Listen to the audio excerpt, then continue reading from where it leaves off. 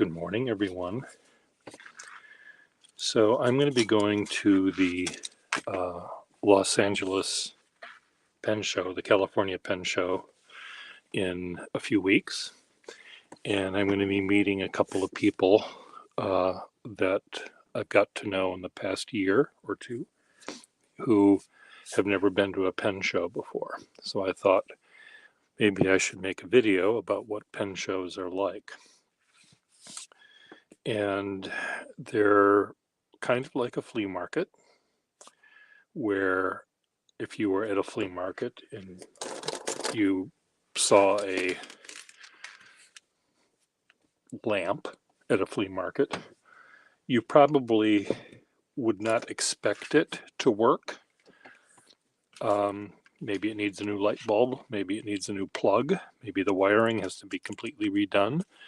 But you sort of have a sense that this lamp does not come with a guarantee.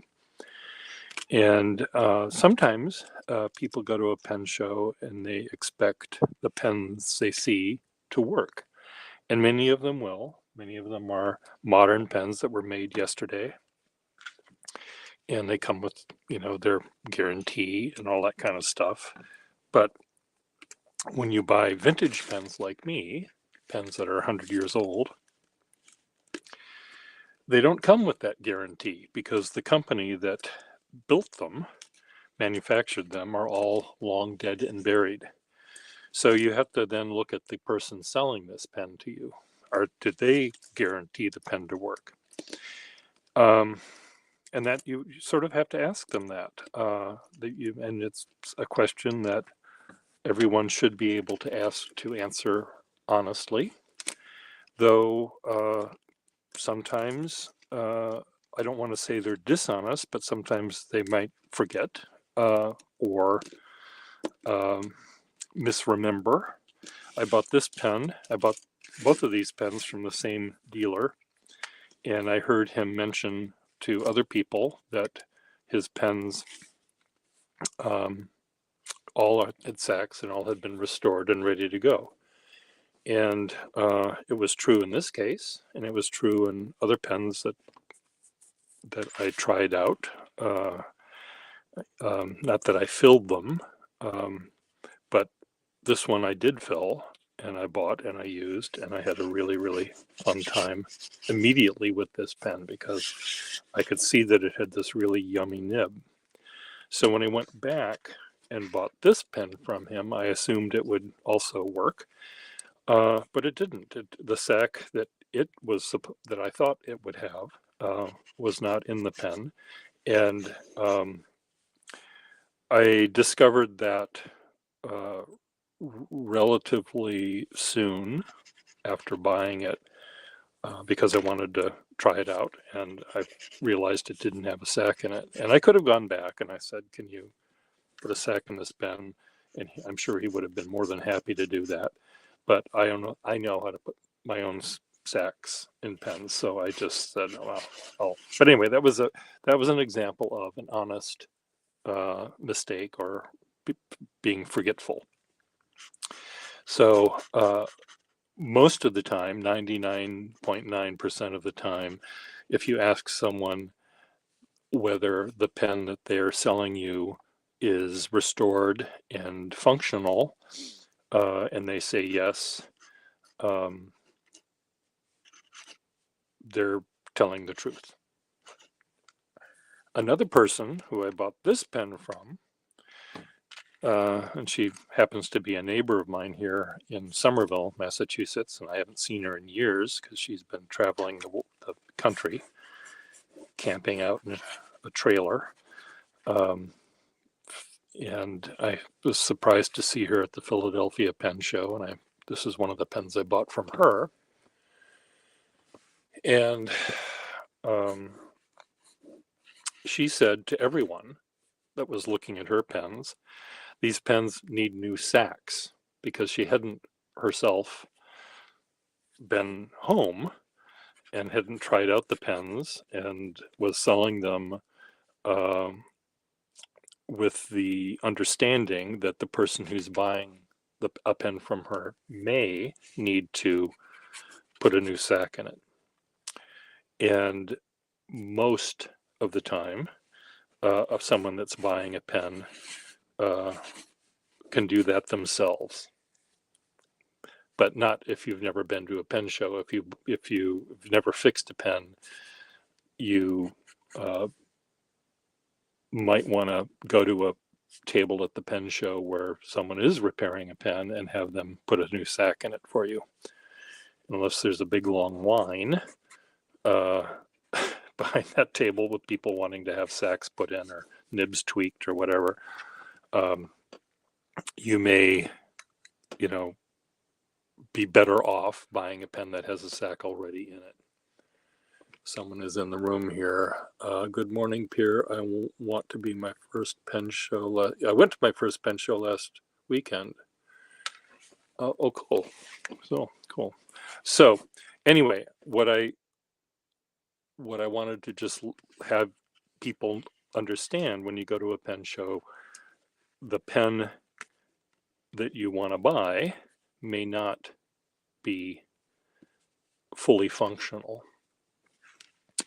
This one I bought, and it's one of the last pens that Waterman made, sort of in the fountain pen realm before they, changed and turned into cartridges and converters and all that kind of stuff. This pen, I don't think had ever been filled, ever been used. It was in someone's, I don't want to say their junk drawer, but it was not in a zippered case all lined up beautifully. It was in a pile of pens and some of the pens were missing nibs, some of the pens were missing caps, and those are quite often referred to as the junk box. And you'll see a sign on the junk box that says, $10 each or $5 each or 3 for $20 or whatever, some sort of price that makes it sound like this is a bargain. Yet it requires you to do some work, like find a new nib for it or find a cap or whatever. So this pen does work. It's fully functional. It actually did have ink in it because it was clogged. I soaked the nib in water to see if I could, or soak the pen in water to see if I can get the section out of the barrel. And I discovered that, lo and behold, it actually just was clogged with some ink and it works perfectly fine. This might have the original sack in it from 1958 or whenever this pen was made. And so right now it's working for me. If I were to sell this pen to you, or you, I'd probably put a new sack in it before I would sell it. But right now it's working for me. So now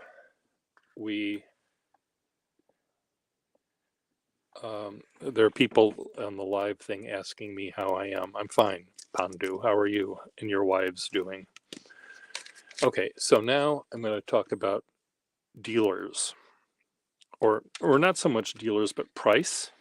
So I'm going to draw a picture of three pen tables, and they might be next to each other. Who knows? And here's dealer 1 sitting with his pens. Here's dealer 2 with his. Here's dealer 3 with his or hers. These are generic people. They could be all sorts of different sexes or sexual identities. And here are their pens. And you're looking to buy a pen from one of these people. Let's pretend that this identical pen is seen right here and right here and right here.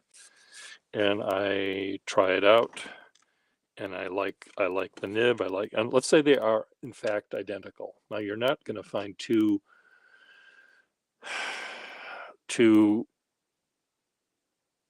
pens that are vintage that are identical. There's going to be some difference. The nibs will be different. Maybe one will have an engraving on it.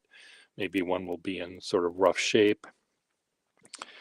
Maybe one, so they're not going to be entirely identical, but let's pretend that these three pens are identical.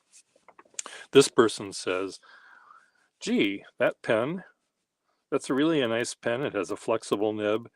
It's a Wahl Eversharp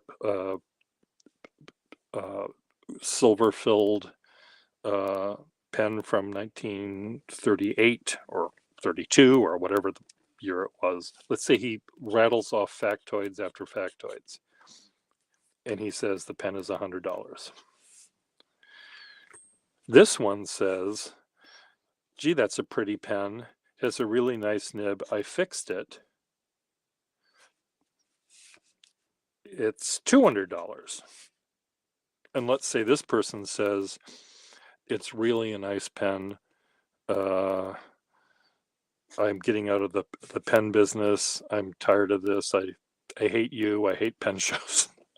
I need money because I'm getting a liver transplant and I take cash only and blah, blah, blah, blah, blah. And it's $75. Well, each one of these prices for the identical pen, they're all the right price. People have different reasons for wanting to sell them. I know that if I had this pen and I had a table and I was over here selling this pen, here I am. In my little brain, I'm thinking, well, I paid X dollars for this pen.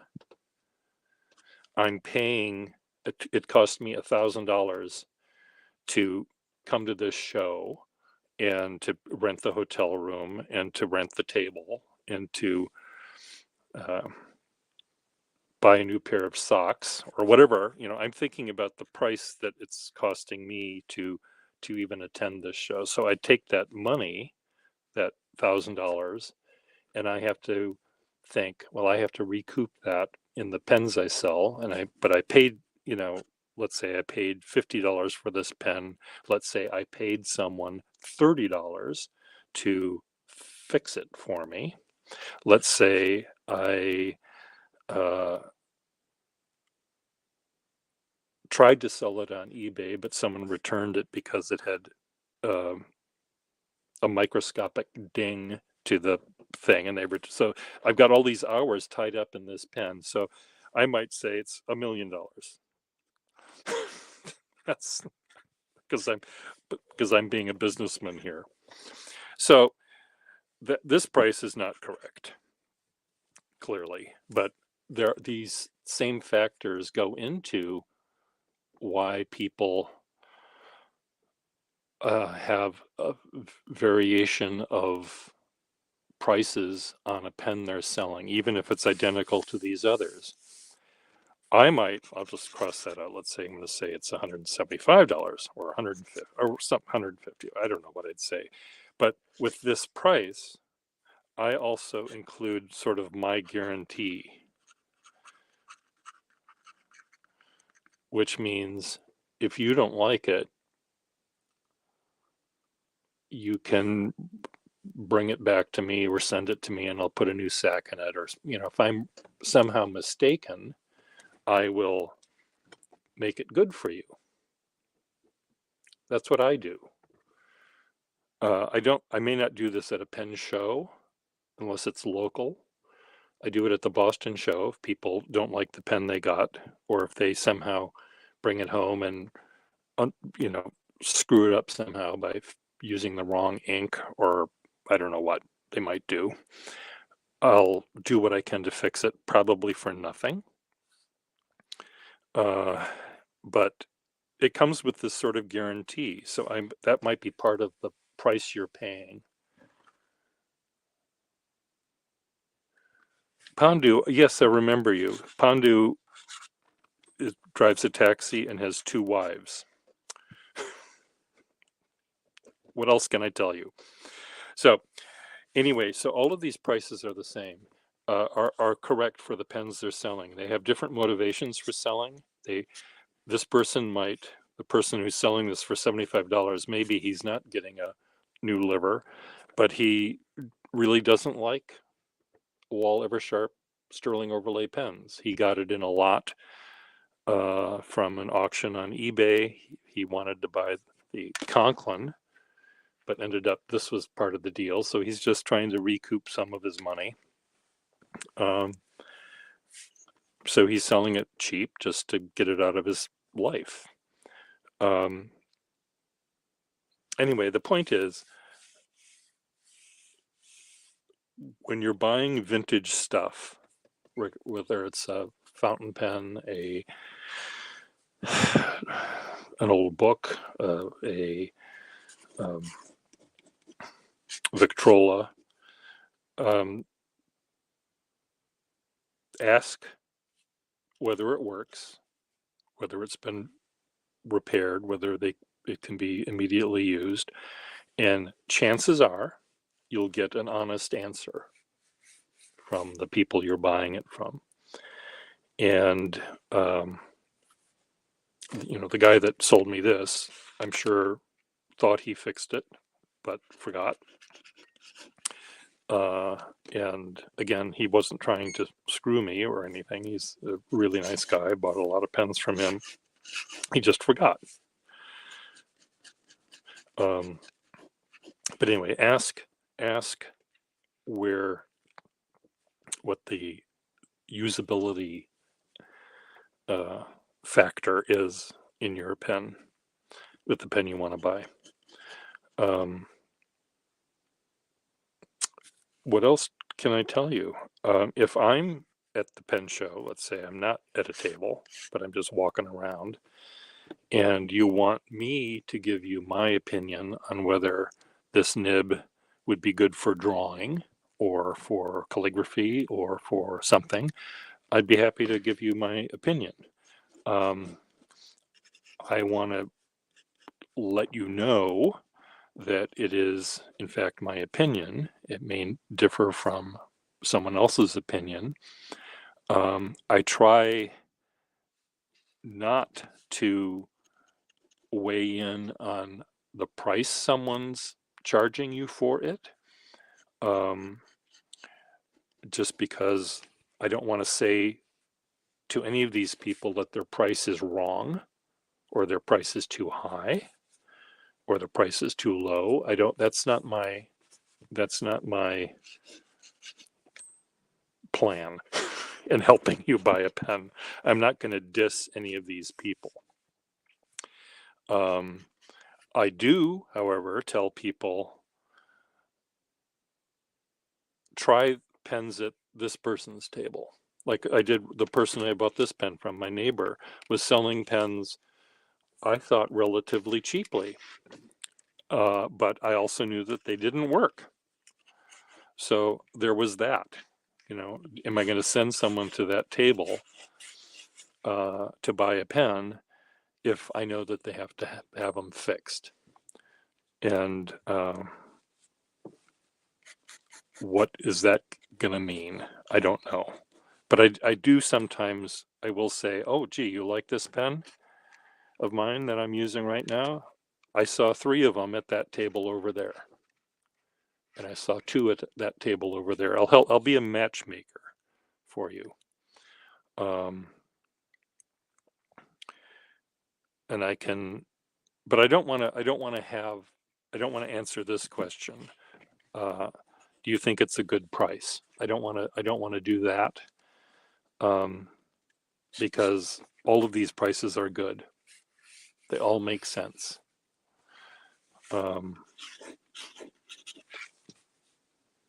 Not the $1 million one, that doesn't make any sense, but 150, 75, 200, 100 for this pen. And someone over here might say,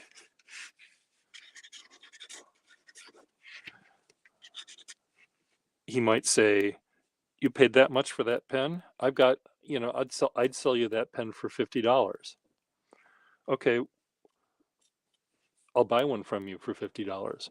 Oh, I don't have any. Okay, So you're just making it up. That's the other thing. A lot of dealers will sort of, actually not that many dealers will do this. Sometimes it happens. Gee, you paid too much for that pen. I would have sold it to you for $100. Okay, well, I'll buy it from you for $100. I'll buy 3 of them for you for $100 each.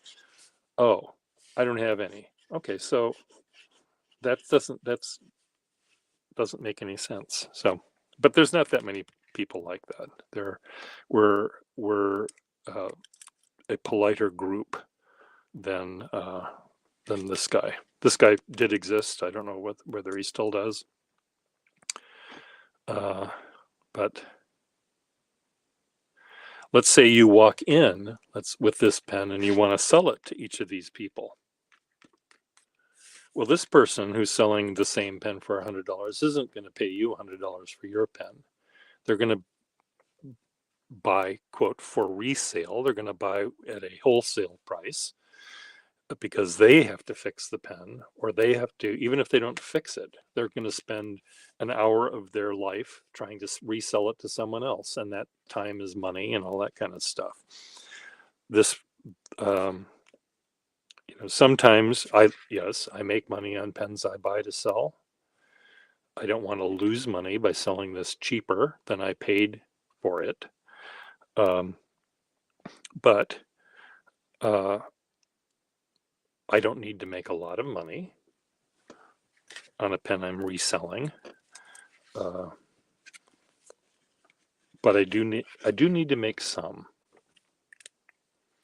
because my knowledge and my restoration work is worth something.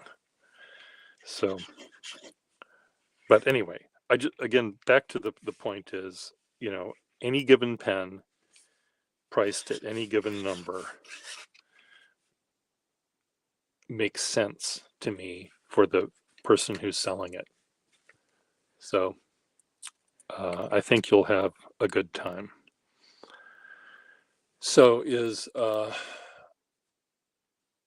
Carthy still in the room here? They said they went to the first pen show last weekend. So what pen show was that, if you're still here?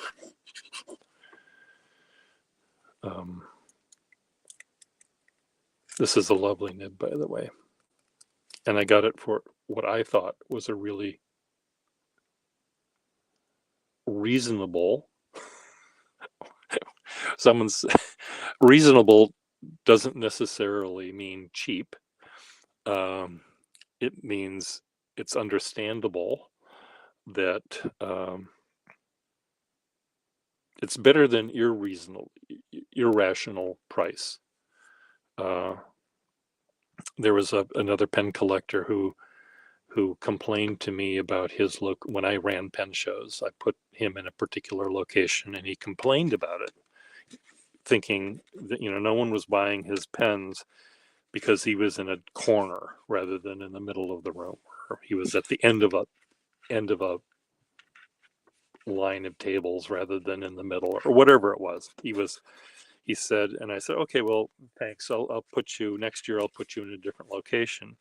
And then I said, oh, but your table was right next to Dick Johnson's table, and he was busy the entire show. There was always a group of people around his table. Well, that's because he prices his pens reasonably. Well, whose fault is that then? That no one buys a pen from you? It's not the location. It's the fact that you charge too much or something. I don't know what the issue was with him, but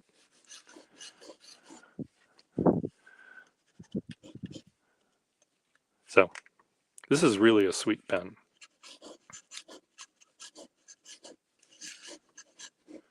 It's big and hunky and glitzy. This is a pen that someone that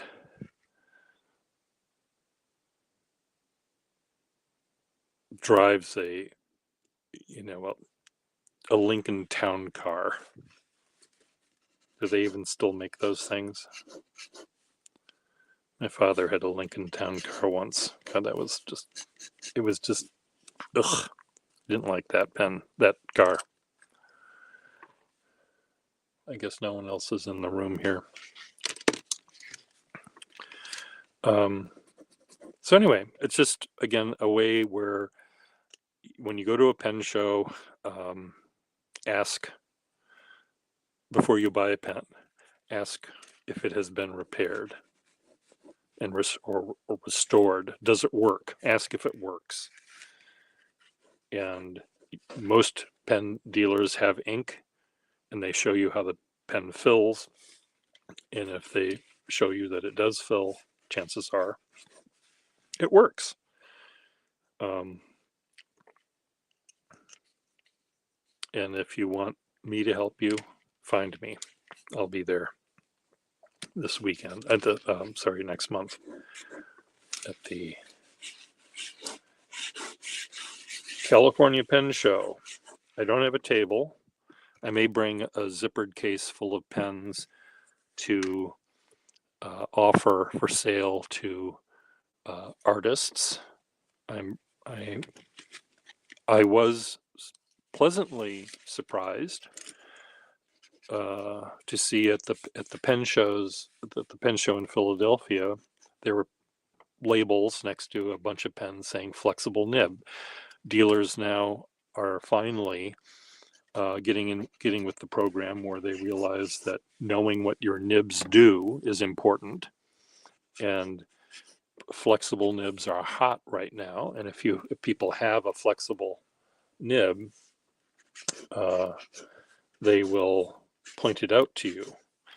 Chances are, if they mark it as flexible, they're going to add a premium to the cost of that pen.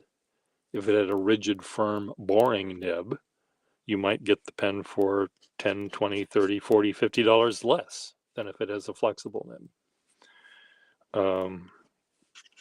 So you'll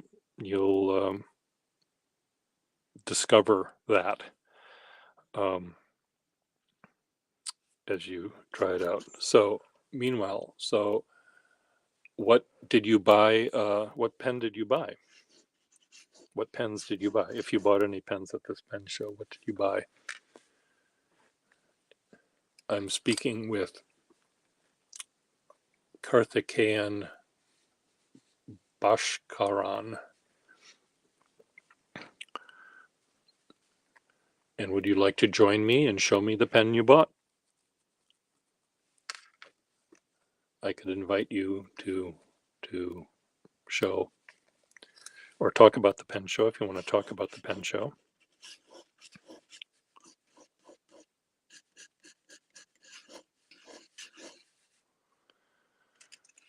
This is like what the conversation of all these people are together. They're just yammering away.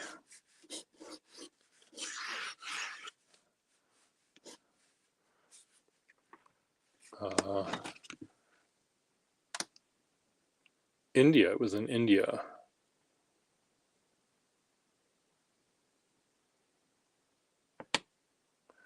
Oh, cool. Were they mainly modern pens? I don't know anything about pens. I know pens are made in India, but I don't know anything about the modern ones.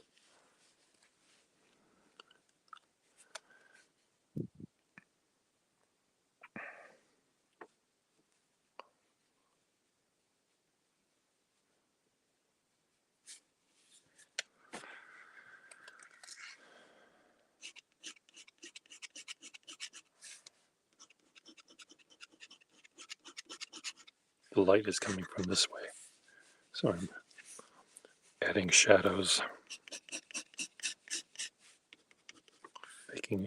making more realistic drawings.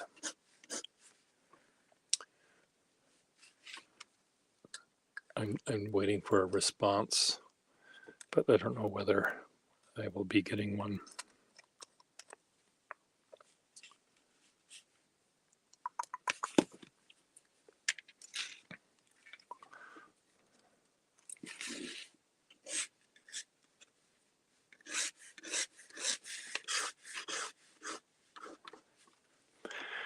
When I buy pens, I often will,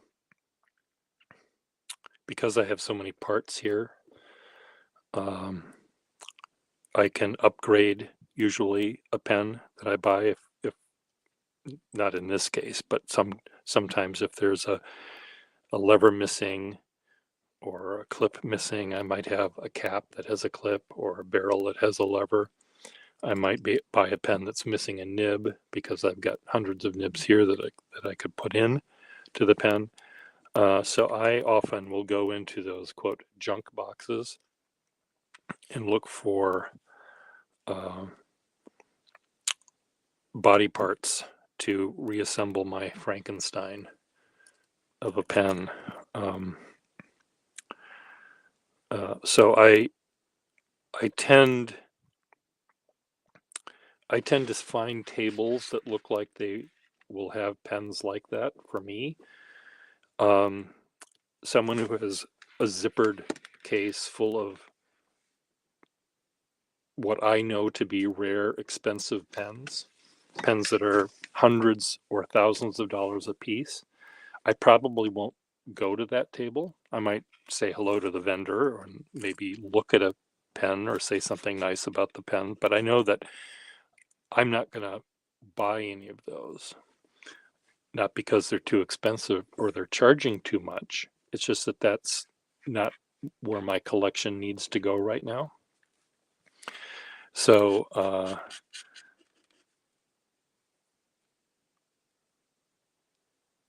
but their pens are beautiful. You know, a vintage early Waterman sterling overlay pen is a lovely thing, but I don't need it. So I go to the tables that I have done business with before. I go to I'm always looking for a bargain, just like the next guy. For me, though, the bargain is the nib. I'm looking to find a really, really nice nib in a crappy pen, and I'm buying it just for the nib.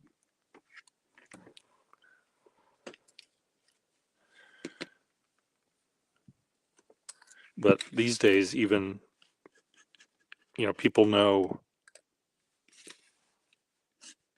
that a nib, especially if it's a flexible one, is really, really, really sought after by people like me and you and you and you and you.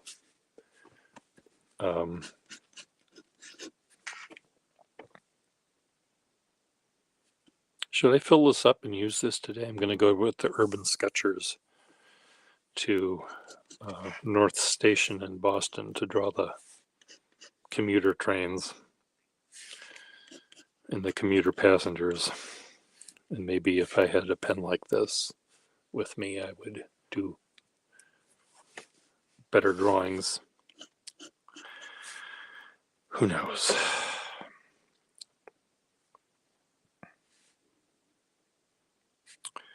Well, my stomach is now starting to growl, so I guess I should have some breakfast. Anyway, it was good talking to you. We'll see you later. And maybe I'll see some of you at the California Pen Show on the 16, 17, 18 of February, I think are the dates. I'm arriving on the 14th, which is a Wednesday, Thursday, Friday, 14, 15, 16, 17, 18. So Friday, Saturday for the dates. For the it's the California Pen Show near Los Angeles. So I'm looking forward to it. I'll be seeing a bunch of old friends that I haven't seen in years or decades in some cases. People that used to live in Boston that now live in LA, and they're pen collector friends of mine. And in both of the both of the people I'm going to see have amazingly sophisticated and fancy pen collections. So I'm looking forward to seeing that as well.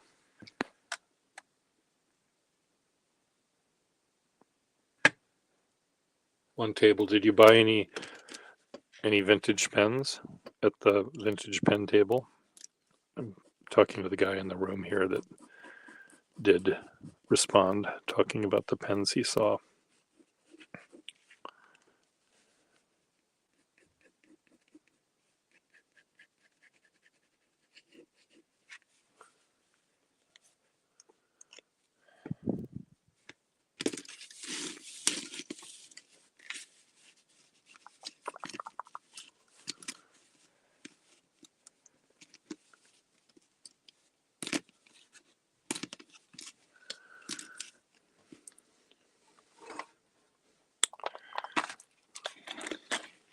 Meanwhile, I'll play with other pens. What's this doing here? Needs a sack.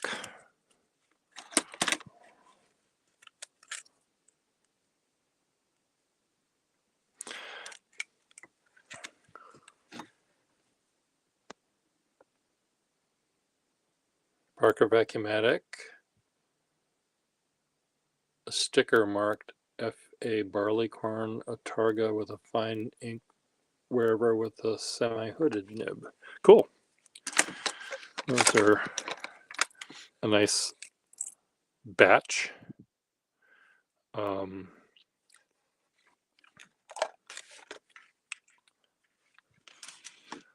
Here's an old Schaefer. What kind of nib does it have?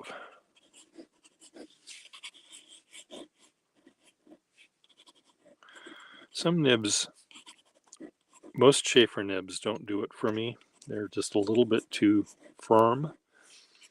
But when they do make a flexible nib, it's one of the best.